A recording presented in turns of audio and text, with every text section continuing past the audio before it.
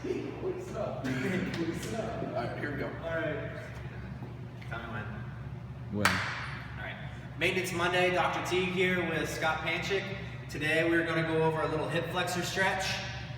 Things you'll need: mobility band, ab mat, and a kettlebell or a dumbbell.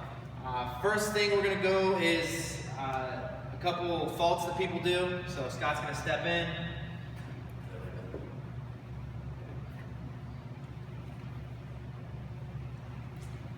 He's going to step back. He's going to place this band right under his glute or butt cheek, and he's going to let this band distract his leg bone or femur forward in that hip joint. So the fault that we usually see is this hyperextended back that people always tend to do. I don't like that. I always like to train people in a loaded position, neutral spine.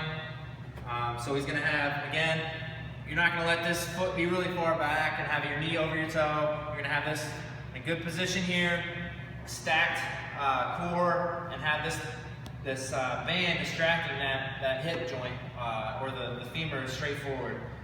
First thing we're going to go over is letting him kind of creep into this position. So he's going to lean a little bit forward into that position and get a little more distraction. And one cue I'd like to give is just allowing him to stay here and not move around too much. However, I want him to imagine pointing his zipper to the ceiling by squeezing his butt cheek. So what that's going to do is open up that hip joint, elongating that hip flexor, or the psoas or iliopsoas. With that, if you can see, he's going to squeeze his butt. Squeeze. Squeeze All right, squeeze it, and he's going to open that up and help elongate that hip flexor. One thing you can do to help increase this, I like to do before running. The psoas obviously starts on the lumbar spine and comes down, inserts on the femur on the inside. So a way to elongate that more is to internally rotate his femur. So what I'm going to do is take his foot just slightly. You don't want to take it too far and cause a lot of torque on that knee. You can take the kettlebell and block him into internal rotation. Now watch you don't drop that hip and turn with it. You want to keep your body straight. Keeping that pelvis, again, in a straight line while distracting forward. So from that, we're going to sit in this position for 2 minutes. 2 minutes is rule of thumb for tissue change. I would not do this prior to heavy squatting or any heavy lifting where you're going to sit for a couple minutes.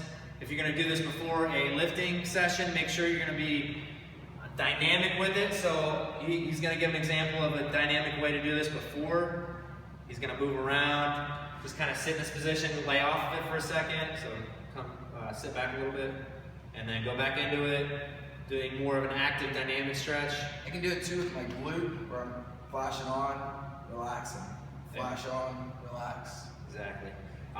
You want this band to be about the same level as the hip, if not a little bit below. That way you're getting that distraction.